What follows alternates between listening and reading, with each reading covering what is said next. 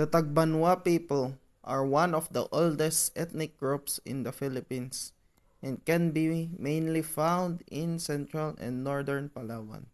Researchers has shown that Tagbanua people are possibly descendants of the Tabon man, thus making them one of the original inhabitants of the Philippines. They are brown and skinny, slim and straight hair ethnic group.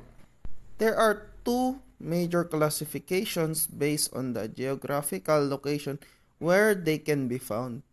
Central Tagbanuas are found in western and eastern coastal areas of central Palawan. They are concentrated in the municipalities of Aborlan, Quezon, and Puerto Rico. Calamanian Tagbanua, on the other hand, are found in Baras Coast, Buswang Island, Coron Island, and some parts of El Nido. Tagbanua groups speak different languages and do not directly have the same customs. Hello and good day everyone. I am Wednesday Mabudjang from the group of Miss Jocelyn Liangna. And the given task for me is to give a short description about the Tagbanua in Palawan. The term Tagbanua or Tagbanua may have been derived from the word Taga, which means people from, and Banwa, which means countryside. Now referring to the people, the island area, these groups are the most distributed group in Palawan Island. They occupy areas in the northern, central, and south parts of Palawan, particularly the eastern and western coastal areas, the near coastal plains, and the valleys of central Palawan. Other tribes in Palawan include Kanay, who occupies the northern part of the Tagbanwa communities. At the southern highlands live the Palawan. All these tribes use a dialect of Tagbanwa. Researcher Bayer found that the Tagbanwas are predominantly Indonesians, mixture of Mongols and Malays. The Tagbanwas have undergone here main historical transitions, which are the indigenous period, during which there were prehistoric contacts and trade with Hindu-Indonesian culture, the Muslim period, which includes contacts with the sultanates of Borneo and the Muslims of Sulu and Mindanao, the Spanish, American, and contemporary period. Folk history tells us that the Tagbanwas had early relationships with Brunei, with the first Sultan of Brunei from the place called Bornei. Their formal historical development begins with the Spanish colonization of the Philippines. In 1521, Magellan ships docked in Palawan for provision. Antonio Pigafetta noticed and put into record that the Tagbanwas practiced the ritual of blood compact, cultivated their fields, bells, knives, and copper wire for binding fish, hooked, raised large and very tame cocks, which they pitted against one another and laid bets on a distilled rice wine. In 19th century, the Tagbanwa continued to believe in their native gods, especially in four gods. For these gods, the Tagbanwa celebrated a big feast each year right after harvest. The Bye-Bye Land, or Shaman, called for the people to converge at the seashore, carrying food, offering of all kinds. With the end of the Spanish colonial regime and the entry of the United States as the new colonial administrators, change to the islands of the Palawan into the Tagbanwas had significant impact. In the succeeding year, internal migration from the Visayan Islands and from Luzon, the dominance of the Christian religion, and the absorption of the island into economic and political mainstream marginalized the Tagbanwas, especially those who had been fully acculturated. Good day everyone, I am Sheena Olanigon and today we will be talking about the Tagbanwas culture and the criminal justice system.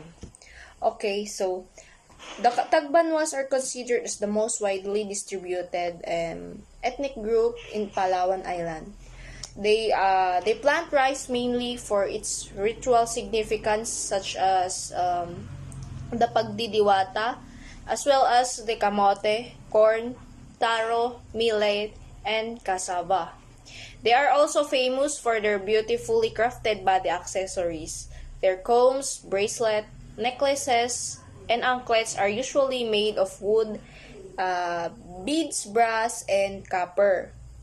These groups are known for their expertise in basket weaving and wood carving.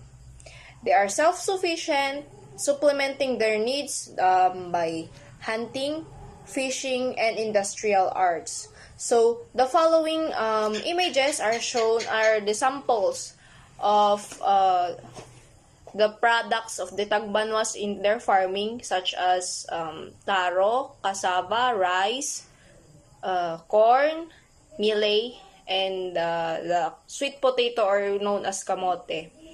And their body accessories also made of the bark of a tree, which is first needed to be cut down, and after which the outer layer was removed from the tree, and the inner layer was altered with heavy objects until the sheet came loose to hang from the tree, and this layer was left in the sun to dry, and after which it could be already be used. The men only wore loincloth, often combination with a waistband made of rattan. The women's skirts are made also of bark and wrapped around in their body. And then it was more contact with other cultures. The traditional clothing was supplemented with garments from the other cultures.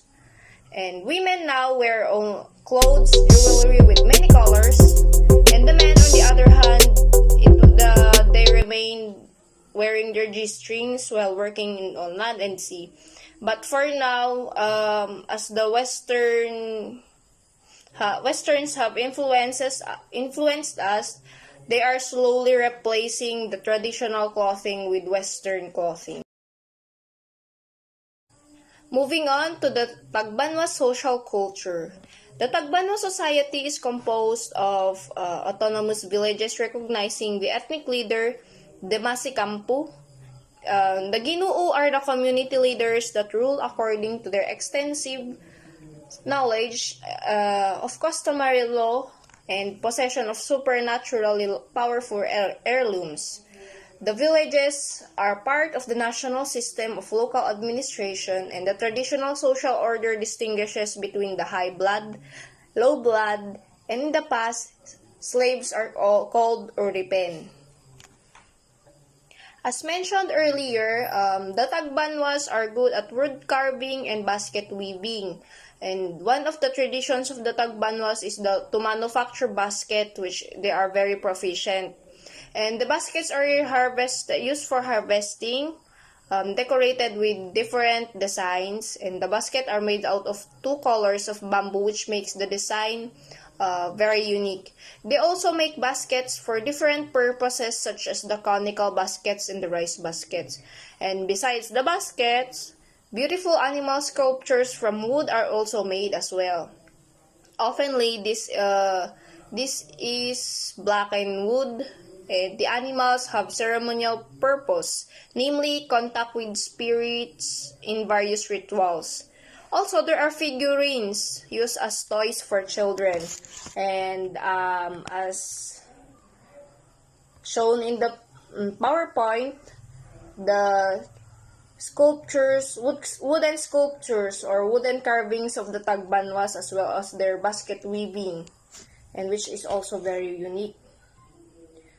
Okay, moving on to the Tagbanwas criminal justice system, wherein the punishments and penalties consist of fines and reimbursement known as the bandi. Bandi is called Bandi refers to the punishments and penalties of the Tagbanuas consisting of the fines, reimbursement toward the injured party, wherein corporal punishment is rarely imposed because this only occurs when there is the manner is not, such as not to admit of any more mild or lenient part.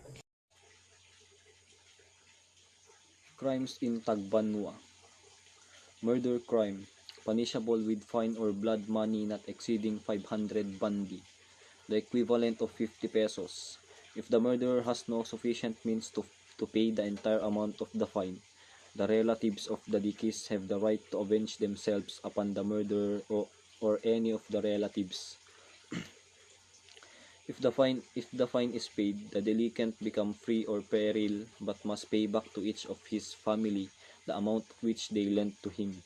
And the other one is the robbery or pagnanakaw, which is there is an offense. The first and second offense is that you will return what you have been what you have stolen, and for the third offense and so on, he will be punished with 30 slashes with thong of whip. And then if hindi mo nabayaran to or hindi ka nag-render ng punishment, yung pinagnakawan mo pwede kang patayin. He has the right to kill the thief provided that he has enough evidence of the robbery. Parang this is surprise. Para atakihin ka provided that he has the enough evidence. And moving on to the fourth one is the adultery. Adultery or pakikikabet, diba? It is punishable with suitable payment of fines such as properties and monies. And if the fines are paid, the woman has the right to go soni, which is soni, ito yung sasama na yung babae sa lover niya provided that he has satisfied the husband's demand, the original husband. So pwede na siyang makibahay or sumama sa lover niya kung saan nila gusto.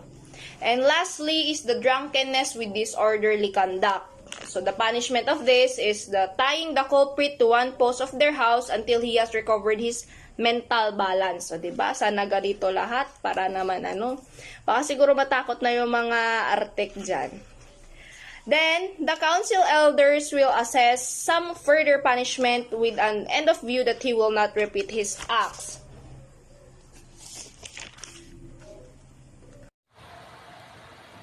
The Tagbanua mythology is a part of the religious belief and superstition that has shaped the Tagbanua way of life.